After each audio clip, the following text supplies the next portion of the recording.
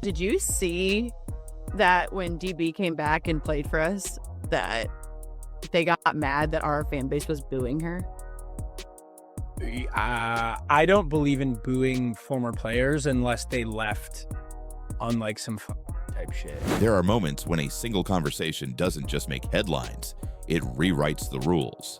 That's exactly what happened when Sophie Cunningham sat down for a podcast and, without even trying, ripped a hole in the WNBA's old media playbook. It started with a question about Dana Bonner's exit, but what followed exposed exactly who controls the story in women's basketball and who's about to lose that control forever. And the first surprise came just seconds in.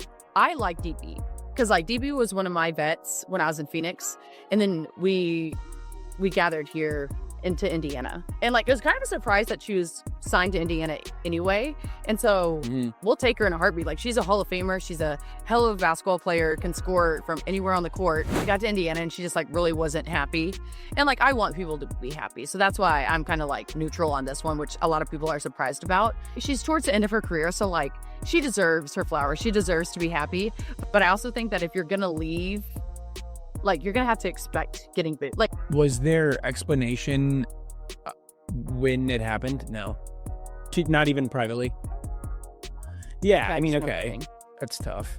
And yeah, okay. Well, I did say what? Unless you leave on some you type shit, and that's what that is. So yeah.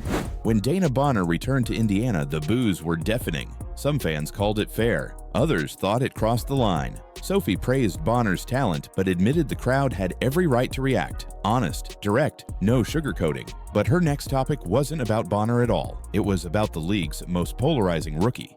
One of the biggest stars the WNBA's ever Who's that? had. Her name rhymes with Schmaitlin.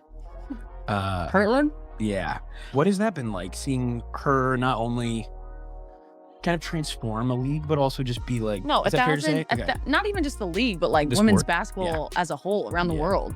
No, I think it's awesome. I think it's so funny because she's like 22, 23 years old and the whole world. For years, players relied on reporters to shape their story. Sophie skipped that step completely, speaking straight to fans with no edits and no filter. The message hit harder than any headline, and the moment she turned to Caitlin Clark, the conversation exploded. There's really good, well-known people in our league. I'm not discrediting them. Like, we have a lot of badasses in our league. Yeah. Like, hell yeah to that. I'm all for that. But when people try to argue that she's not the face of our league, or if our league would be where we're at without her, you're dumb as shit. Yeah. You're literally dumb. Sophie didn't hold back, calling the claim Clark isn't the face of the league flat out wrong. She spoke to Clark's fans in their own passionate language, breaking from the neutral tone most media uses. And then she revealed a behind-the-scenes truth about Clark's rookie year. You have seen players in our league try to like toughen up Caitlin. We call her CC. CC. For even when I wasn't on her team, like I know the talks that Phoenix had in the locker room of like, no, we're gonna prove her, we're gonna show her what the W really is. You know what I mean? And like, I get it to a certain extent, and like every rookie. Before she was Clark's teammate, Sophie had already heard the talk. Teams planning to toughen her up from day one. Rookie testing happens, but Sophie hinted Clark's treatment was different, and that rare honesty connected with fans in a way the league couldn't control. Her podcast, Show Me Something, is backed by The Volume, Colin Cowherd's sports network. That put Sophie's voice in front of millions instantly, and the numbers that followed proved she was on to something big. I went from I think like followers, 350,000 and like maybe 200,000 on TikTok. You had 200,000 on TikTok a month ago? No, Before the fight. Before the fight, and then I had like 350 on 100,000 on Instagram. Over the night, or over like a day and a half, over 1 million on both. Insane. This is coming from me though, dude. I got tired of seeing myself. I get it. And I love myself. I get it. I love myself.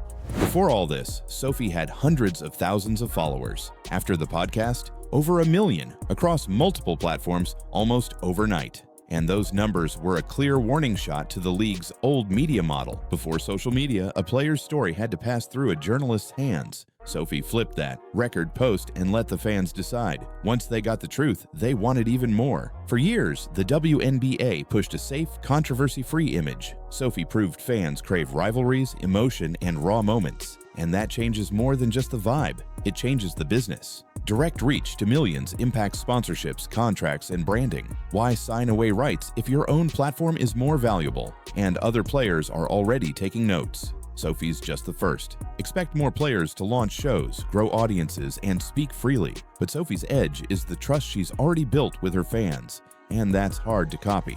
When Sophie talks to her followers, there's no misinterpretation. Fans hear her own words, her own tone, no headline twist. That's what builds loyalty, and it's why her influence isn't tied to stats or minutes played. She's built a bond with her audience that no reporter can replicate. And that bond is exactly why her platform will keep growing, no matter what happens on the court. Athletes have long been told to protect the brand with safe answers. Sophie flipped that thinking. She built her brand on honesty and relatability, traits fans reward with engagement, loyalty, and real support. This isn't image management, it's image ownership, and brands have already started to notice. Once fans get a taste of transparency, it's hard to go back to the old way.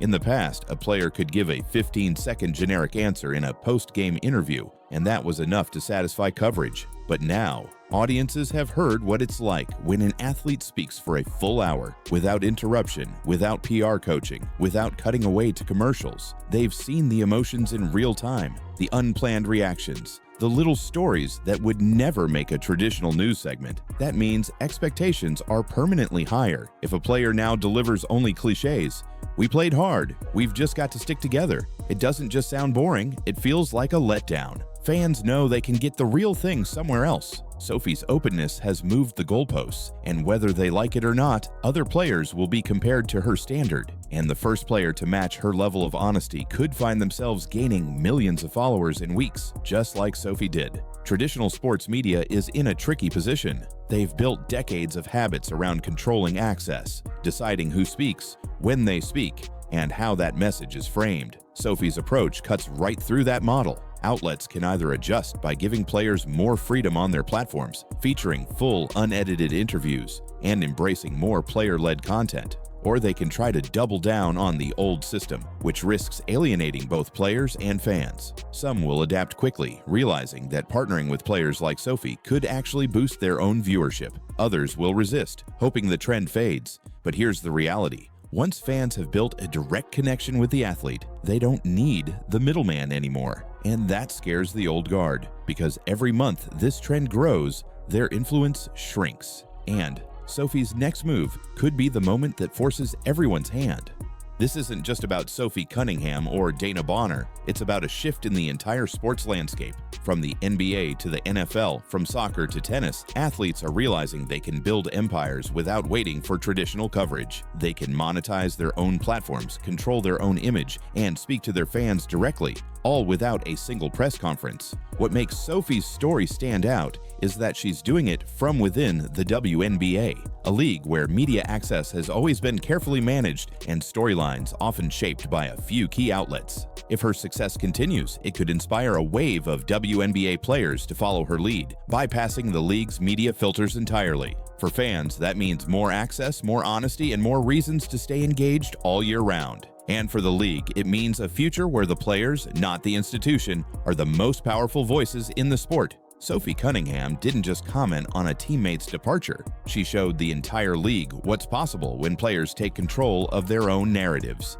In one conversation, she bypassed the gatekeepers, reached millions directly, and proved that authenticity can be more powerful than any press release. This wasn't a one-off moment. It's a blueprint, and every player who's paying attention now knows it. The ripple effect has already started. Other WNBA stars are watching, fans are demanding more, and even sponsors are rethinking how they approach athletes. In this new era, the most influential voices in the league won't always be the ones with the most points. They'll be the ones who connect, who tell the truth, and who aren't afraid to pull back the curtain. And for the fans, that's a win.